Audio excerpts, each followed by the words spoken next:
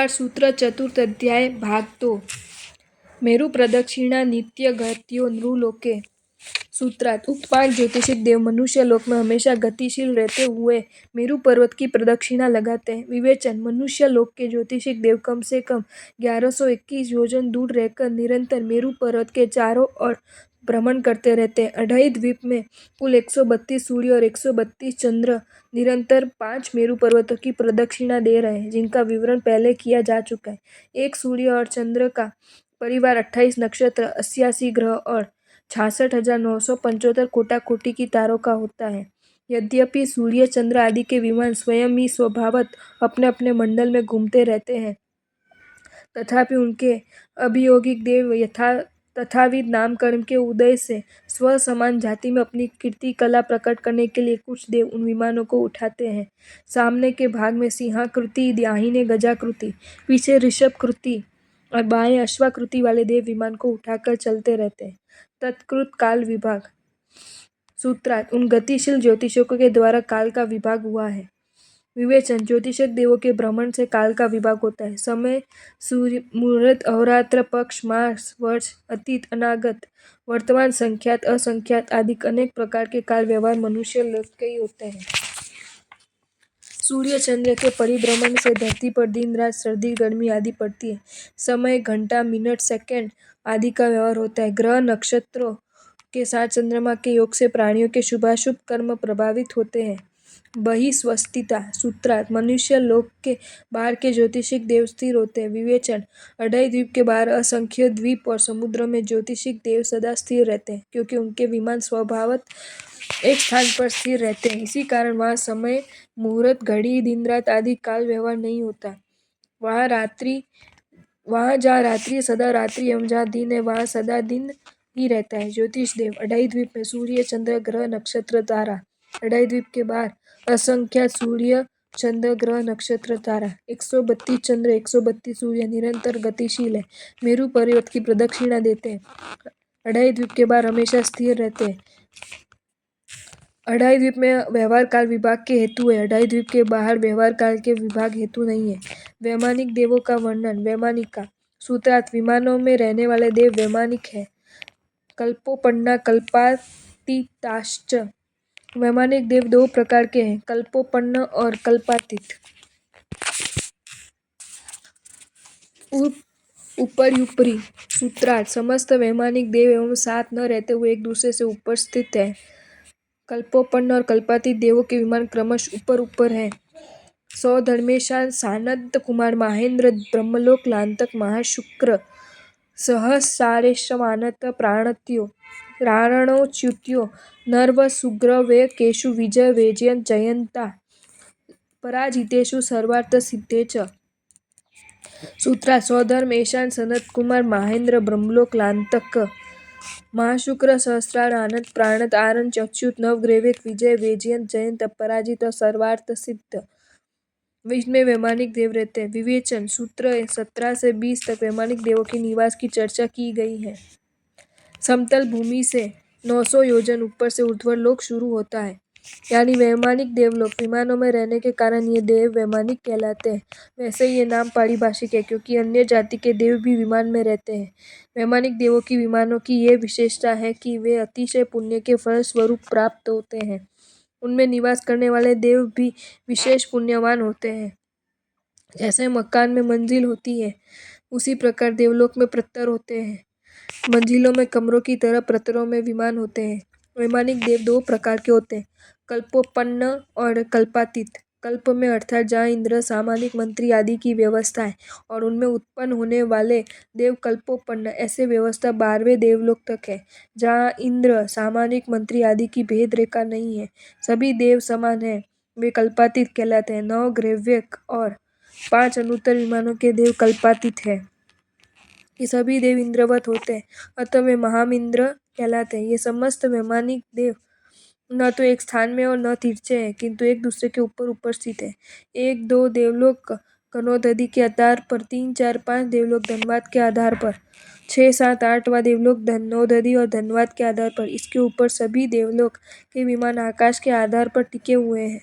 12 वैमानिक, एक सौधर्म ईशान, सानत कुमार महेंद्र ब्रह्मलोक, लांतक महाशुक्र, सहसार आनत प्राणत आरण और अच्युत। 9 ग्रीवेक, भद्र सुभद्र, सुजात सुमानस प्रियदर्शन सुदर्शन, अमोघ सुप्रतिबद्ध यशोधर। अनुत्तर 5 अनुत्तर, विजय वैजयंत जयंत अपराजित सर्वार्थ सिद्ध। देवों की उत्तरोत्तर अधिकता और हीनता विषयक बातें। स्थिति प्रभाव सुख धुति लेश्या विशुद्धेन्द्रिया वधि विषय तोधिका। विवेचन नीचे नीचे के देवों से ऊपर ऊपर देव प्रयुक्त 7 बातों में अधिक होते हैं। ये 7 बातें निम्नलिखित है। स्थिति अर्थात आयु, अपने द्वारा प्राप्त हुई आयु के उदय से उस भौम्य शरीर के साथ रहना स्थिति कहलाती है। इनका विशेष स्पष्टीकरण आगे मिलेगा। प्रभाव अनुग्रह निग्रह करने का सामर्थ्य, अनिमा महिमा आदि सिद्धियों का सामर्थ्य, दूसरों में काम करवाने का बल, ये सब प्रभाव के अंतर्गत आता है। ये सब उत्तरोत्तर देवों में अधिक है, किंतु कषाय की मंदता के कारण वे इनका उपयोग नहीं करते हैं। सुख इंद्रियों द्वारा ग्रहण किए गए विषयों का अनुभव करना। द्युति शरीर वस्त्र आभूषण आदि की कांति को द्युति कहते हैं। ये दोनों उत्तरोत्तर देवों में अधिक होती है। लेश्या विशुद्ध, कषाय से रंगी हुई योग प्रवृत्ति लेश्या कहलाती है। लेश्या की निर्मलता लेश्या विशुद्धि है। इसका विवरण। इंद्रिय विषय, इंद्रिय द्वारा जानने योग्य पदार्थ को इंद्रिय विषय कहते हैं। नीचे के देवों की अपेक्षा ऊपर के देवों की इंद्रिय ग्रहण शक्ति अधिक होती है। अवधि ज्ञान, अवधि ज्ञान से जानने योग्य पदार्थों को अवधि विषय कहते हैं। पहले स्वर्ग दूसरे स्वर्ग के देव नीच, ये रत्न प्रभा नरक तथा ऊपर अपने भवन तक देख सकते हैं। तीसरे चौथे नीचे शर्करा प्रभा नरक तक तथा ऊपर अपने भवन तक देख सकते हैं। पांचवें छठे नीचे बालू का प्रभा तक तथा ऊपर अपने भवन तक देख सकते हैं। सातवें अठे नीचे पंख प्रभा तथा ऊपर अपने भवन तक। 9वें व 12वें तक नीचे धूम प्रभा तथा तप तक तथा ऊपर अपने अपने भवन तक। 9 ग्रीवेक, नीचे तम प्रभा तक तथा ऊपर अपने अपने भवन तक। अनुत्तर विमानवासी संपूर्ण रसनाड़ी को देख सकते हैं। गति शरीर परिग्रह भी मानतो हीना। सूत्रार्थ गति शरीर परिमाण परिग्रह अहंकार, ये चारों ऊपर ऊपर के देवों में हीन होते हैं। विवेचन निम्न 4 बातें नीचे की उपेक्षा ऊपर के देवों में उत्तरोत्तर कम होती है। गति गमन क्रिया की प्रवृत्ति ऊपर ऊपर देवों में कम होती है। ऊपर के देवों में उदासीन भाव बढ़ता जाता है तो उनको इधर उधर जाने की रुचि कम हो जाती है। शरीर की ऊंचाई ऊपर ऊपर के देवों में कम होती रहती है।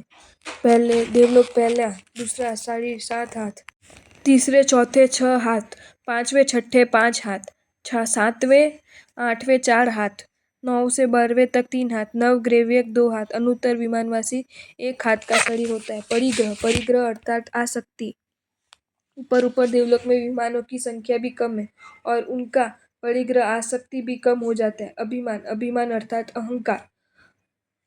यद्यपि शक्ति स्थिति द्युति आदि ऊपर के देवों में अधिक होती है, फिर भी उनमें कषायों की मंदता भावों की गंभीरता के कारण अहंकार उत्तरोत्तर कम होता है। इन देव संबंधी उपयुक्त बातों के अतिरिक्त अन्य निम्नलिखित कुछ सामान्य बातें भी जानने योग्य है, जो इस प्रकार है। उच्छ्वास, जैसे जैसे देवों की आयु स्थिति बढ़ती जाती वैसे वैसे उच्छ्वास का समय भी बढ़ता जाता है। जैसे 10,000 वर्ष की आयु वाले देवों का एक एक उच्छ्वास 7 स्ट्रोक में होता है। एक पल्युपम की आयु वाले देवों का उच्छ्वास एक दिन में एक ही होता है।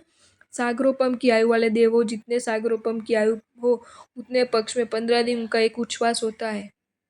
आहार, देवता मनुष्य की तरह कवलाहार नहीं करते, वे चारों ओर से योग्य पुद्गलों को ग्रहण करके आहार संबंधी आवश्यकता पूरी कर लेते। 10,000 वर्ष की आयु वाली देव एक दिन में बीच में छोड़कर आहार लेते। पल्योपम आयु वाले देव 2 दिन से लेकर 9 दिन का समय के बीच आहार ग्रहण करते। सागरोपम स्थिति वाले जितने सागरोपम की उनकी आयु होती उतने 1000 वर्ष बाद वे आहार ग्रहण करते। वेदना, सामान्यता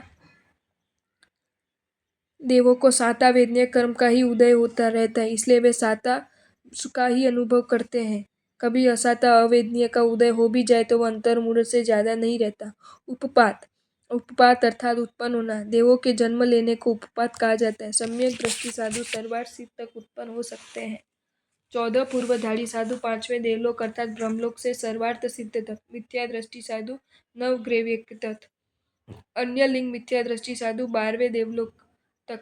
पित्त पदम शुक्ल लेश्या द्वित्रिशेषेषु सूत्रार्थ 2, 3 और शेष देवलोक में क्रमश पित्त, पदम, शुक्ल लेशिया होती है। विवेचन पहले दूसरे देवलोक में पित्त तेजो लेशिया होती है। तीसरे, चौथे, पांचवें देवलोक में पदम लेशिया होती है। छठे से सर्वार्थ सिद्ध तक शुक्ल लेशिया होती है। प्राग ग्रैव्यकेभ्य कल्पा, ग्रैव्यक के पहले पहले देवलोक में कल्प की व्यवस्था होती है।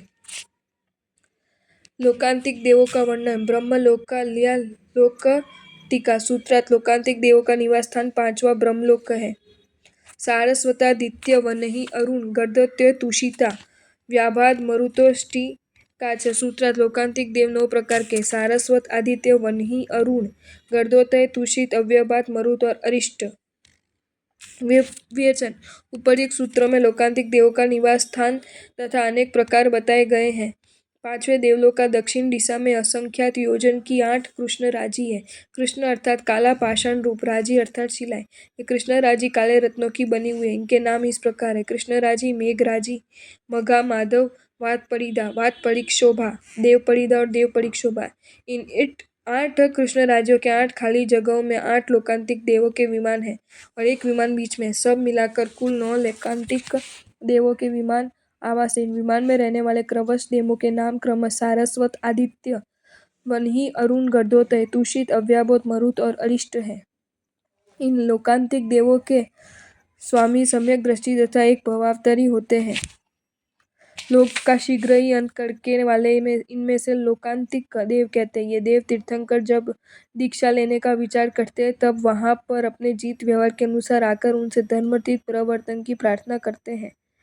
ये देव विषय रति से पर होने से देवर्षि कहलाते हैं। आपस में छोटे मोटे न होने पे भी स्वतंत्र है। लोकांतिक देव निवास पांचवें लोक के 8 कृष्ण राज्यों की खाली जगह में। नाम की सार्थकता शीघ्र ही लोक संसार का अंत करने वाले होने से। भेद सारस्वत, आदित्य, वन्हि, अरुण, गर्दत्य, तुषित, अव्यभाद, मरुत, अरिष्ट। विशेषता स्वतंत्र, देवर्षि, ब्रह्मचारी, सम्यक दृष्टि, संसार से विरक्त, एक भवअवतारी तीर्थंकरों की दीक्षा लेने के लिए विनंती करते हैं। इनमें अलावा वैमानिक देवलोक में 3 प्रकार के किल्बिषिक सफाई करने वाले देव जो पहले, तीसरे तथा छठे देवलोक के नीचे रहते हैं। अनुत्तर विमानों के देवों की विशेषता विजयादिषु द्विचरमा सूत्रार्थ विजय आदि 4 अनुत्तर विमानों के देव द्विचरम होते हैं। अनुत्तर विमान 5 है। पांचों विमान सर्वोत्कृष्ट और सबसे ऊपर होने के कारण अनुत्तर विमान कहलाते हैं। इन पांचों विमान के नाम इस प्रकार हैं: पूर्व में विजय, दक्षिण में वैजयंत, पश्चिम में जयंत, उत्तर में अपराजित और मध्य में सर्वार्थ सिद्ध विमान है। पांचों अनुत्तर विमानवासी एकांत सम्यक दृष्टि। उनमें से प्रथम 4 विजय, वैजयंत, जयंत और अपराजित द्विचरम होते हैं। अतः अधिक से अधिक 2 बार मनुष्य जन्म धारण करके मोक्ष प्राप्त कर लेते हैं। इसका क्रम इस प्रकार है कि अपने विमानों से च्युत होने के बाद मनुष्य जन्म, उसके बाद अनुत्तर विमान में देव जन्म, वहां से फिर मनुष्य जन्म और उसी जन्म में मोक्ष। परंतु सर्वार्थ सिद्ध विमान वासी देव यहाँ से च्युत होने के बाद केवल एक बार मनुष्य जन्म धारण करके उसी भव में मोक्ष प्राप्त करते हैं। तिर्यंच का स्वरूप सूत्रार्थ औपतातिक मनुष्येभ्य शेषास तिर्यग्योनिय। औपापातिक और मनुष्य के अतिरिक्त सभी जीव तिर्यंच योनि वाले होते हैं। औपातिक अर्थात देव और नारक तथा मनुष्य को छोड़कर शेष सभी संसारी जीव तिर्यंच है। देव, नारक और मनुष्य केवल पंचेंद्रिय होते हैं, पर तिर्यंच में एकंद्रिय से पंचेंद्रिय तक सब जीव आ सकते हैं। देव, नारक और मनुष्य लोक के विशेष भाग में होते हैं तथा तिर्यंच संपूर्ण लोकाकाश में रहते हैं। वनपति देवों की उत्कृष्ट व जघन्य आयु स्थिति। यहाँ से आयु का वर्णन शुरू होता है। भवनेषु दक्षिणार्धाधिपतानां पल्योपम मध्यधर्म। भवनपतियों में दक्षिणार्ध के इंद्रों की आयु 1.5 पल्योपम होती है। शेषाना पादों ने शेष इंद्र की आयु 1.25 पल्योपम होती है। असुरेंद्रिय सागरोपम अधिकम च। 2 असुरेंद्रों की आयु क्रमश 1 सागरोपम और 1 सागरोपम से कुछ अधिक होती है। विवेचन प्रस्तुत सूत्र में स्थिति बताने का सूचन किया गया तथा सूत्र में भवनपति देव की इंद्रों की उत्कृष्ट आयु बताई गई है। राम असुर कुमार दक्षिणार्ध के इंद्र 1 सागरोपम, उत्तरार्ध के इंद्र 1 सागरोपम से कुछ आदि। 2 नाग कुमार से स्तनित कुमार तक 1.5 पल्योपम, 1.25 पल्योपम। वैमानिक देवों की उत्कृष्ट आयु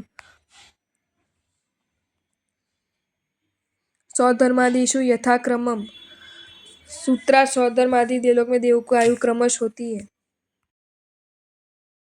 आपको ये वीडियो अच्छा लगा हो तो इसे लाइक करें और शेयर करें, और ऐसे ही नए नए वीडियोज़ देखने के लिए सब्सक्राइब करें हमारी channel Jain facts and stories को।